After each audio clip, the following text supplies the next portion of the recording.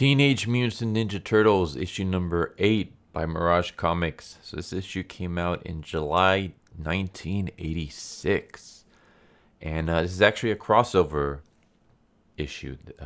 It's a team up with Cerberus. And Cerberus is another independent comic series. This one by Dave Sim. And I've never really checked out Cerberus. I read like the first 2 or 3 issues and they were really good. I just never continued afterwards. It seems like it started off as a comedy, like a parody of Conan, and then apparently it gets like actually really serious and dark and stuff. So it's kind of interesting. Anyway, this was an interesting issue in the sense that not only are they using another creator's character, but they also had the creator come in to draw his character and the dialogue. So throughout this issue, anytime when you see Cerebus and you see his dialogue and stuff, that was done by Dave Sims. So I thought that's pretty cool.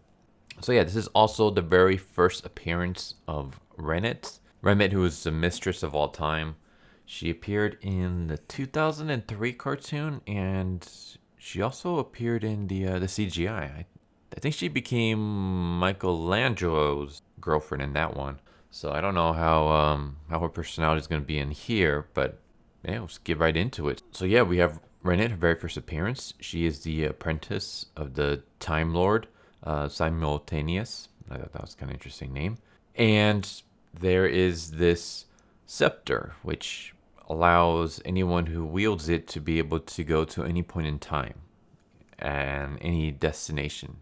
So you can cross the universe, you can cross time and space and all that, as long as you have this scepter. And she wants to get it for herself. She seems to be very scared of her boss and trying to come up with like excuses, if she gets caught, why she's in there. But eventually she sucks up the courage, rushes in, grabs the scepter just as Lord Simultaneous shows up. And before he can do anything to her to punish her, she uses the time scepter to take her to New York City, 1986. Why you would want to go to New York City, 1986 of all places, when you can go anywhere at any point in time? You can go into the past, you can go into the future, wherever you want to be. She decides to choose that location, who knows? But it's very convenient for this story, where we have the turtles, and they're basically just chilling out, and Raphael is kind of being a prankster, and he's spraying all his brothers with water, when all of a sudden there's a flash of light, and Rennet pops out, and she crashes onto the turtles, and she's confused at first, because she's like, I thought this was New York 1986. Why does everyone look like you and not like myself? And the turtles have to explain, no, like, we're pretty original. Everyone, here looks like you. And she, I guess, wants to go out shopping and stuff. But before anything can happen, Lord Simultaneous shows up again. He threatens to punish her. The turtles assume he's a bad guy and take up defensive positions when Rennet decides to use a scepter again. And this time it teleports her to a land before humans recorded time. And so this is when we get our first appearance of Cerberus in this issue. Cerberus is basically trying to nap. He has some mercenaries that he's hired, and he wants to break into this castle to steal some kind of treasure. And the mercenaries are kind of like, you know what? Like, we knew that, you wanted to break in and steal some treasure, but we didn't know that they had like giant fortified walls and stuff like that. So we're just going to, dip out. So they leave. And Cerberus is about to take another nap when there's like a flash of light and the turtles and Rennet pops out. And that's when this demon dude, his name is Savante Romero, which I looked up, and I believe it's supposed to be a reference to George Romero and Tom Savini. And I was like, all right, that's kind of cool. So yeah, basically he hears this voice that tells him that, the scepter is here. Try to get the scepter. And so Savante gets his men. They charge out into the woods. And while this is going on, Rennet is informing Cerebus about, all that's going on and trying to catch him up to speed. That's when Savante and his men show up. They grab the scepter. They shoot off a huge explosion that knocks out everybody. And then he takes off with his men back to the castle. And then all of his men wake up. And Rennet discovers that the scepter is gone. And that's when she informs the turtles, like, if we don't get the scepter back, we'll be stuck here forever. Like, that's the only way we can get back home. And of course, the turtles are pissed off at her. And that's when Cerberus is like, you know what? We can make a deal. We will trade some of the jewelry that Rennet has to buy mercenaries, which will help me break into the castle. You can have your scepter back, and I get my treasure. So we both get what we want.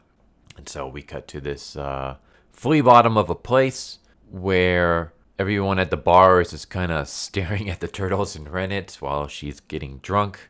And meanwhile, Cerberus is off at another table and he's making a deal with some mercenaries to gather an army. And he basically tells the turtles that I told them that Rennet is this queen and she's a sorceress and that she has the ability to grant an army invulnerability from sunup to sundown, and that this was going to be the lucky army. So this army can help me attack the city and they don't have to worry about getting hurt or killed because this witch is going to grant them the power of invincibility temporarily. And of course, the idiotic mercenaries buy it. So then we have the turtles and Cerberus waiting for the right chance to sneak in. And that's when their mercenary groups charge at the castle.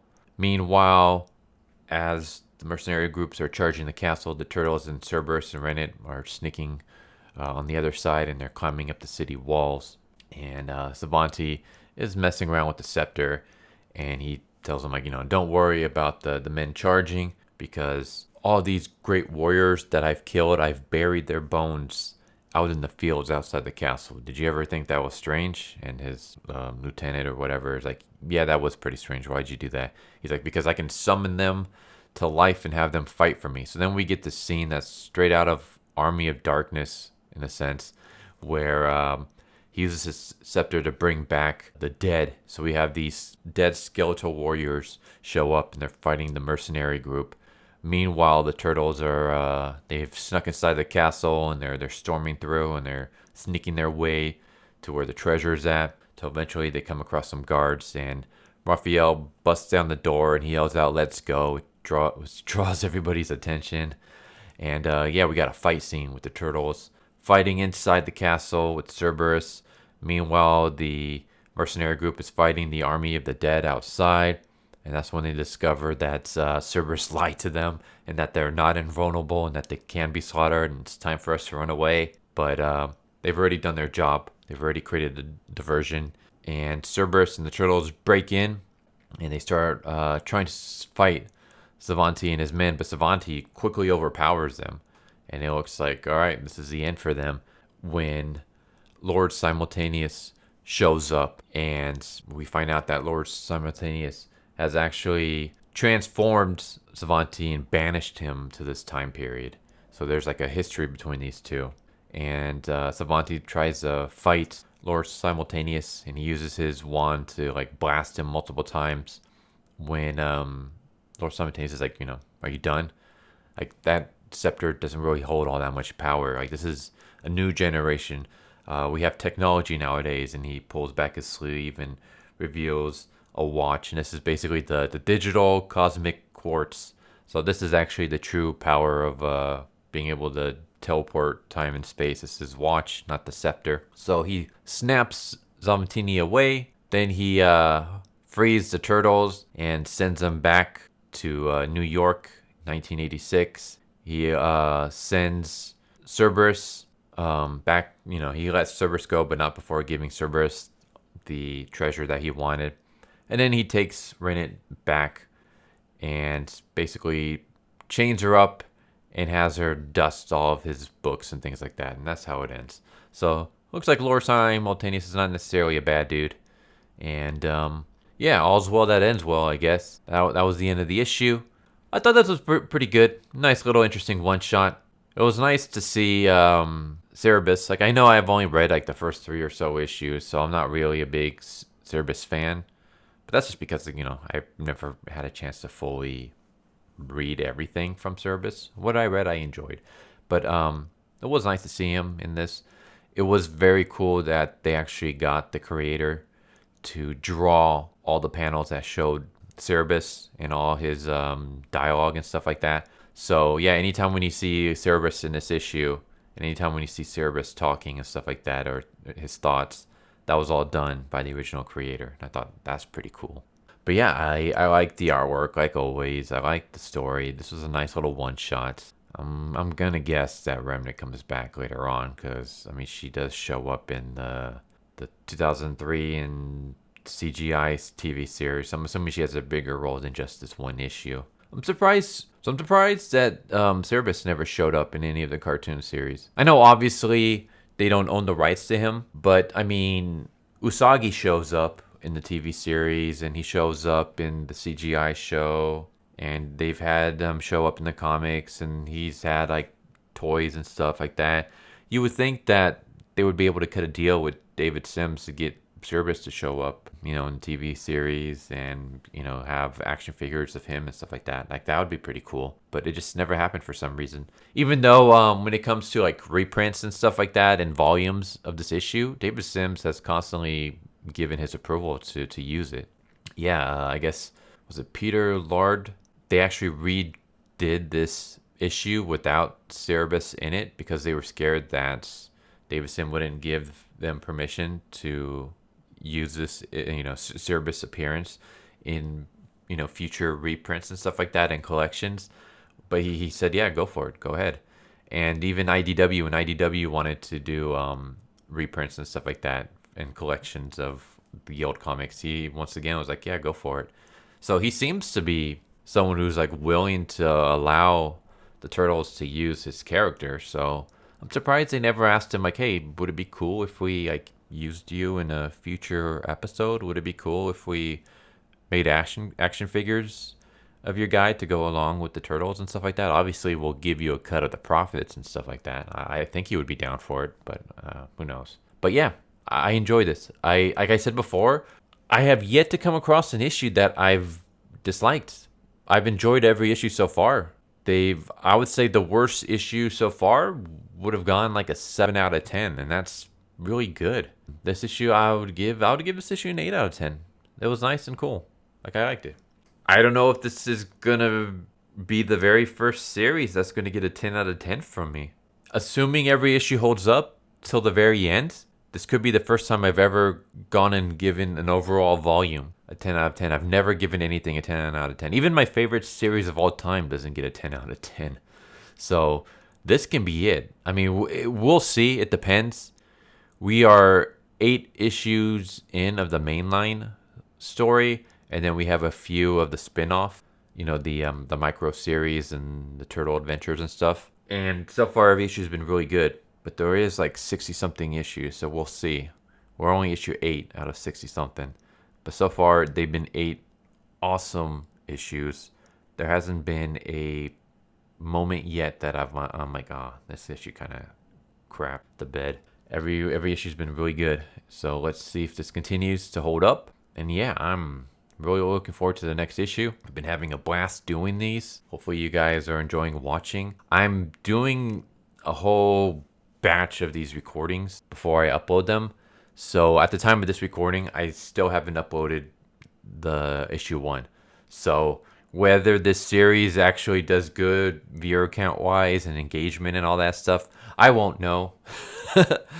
But I want to make sure that I have enough time to get a lot of these done, because I don't ever want to do what I've done before where I've started the series and just never finished. I haven't done that with a comic book yet or anything like that, but I have done a couple of those with video games where I started a Let's Play and I just never got around to finishing it. And I never want to do that, so I'm going to make sure that I have a lot of these issues done before I start uploading them. So whether people enjoy them or not, I won't know.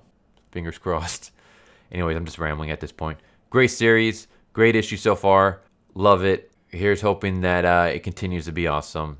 Anyways, I hope you enjoyed, and I hope to see you next time. Later. So what'd you guys think of that video? I hope you guys enjoyed. If you guys haven't already, please subscribe, hit that bell for a notification, leave a like if you enjoyed the video. And if you didn't enjoy the video, thank you for watching it this far, and I hope the next video is more to your liking. feel free to check out the playlist that you guys see, and I hope to see you guys next time. Later.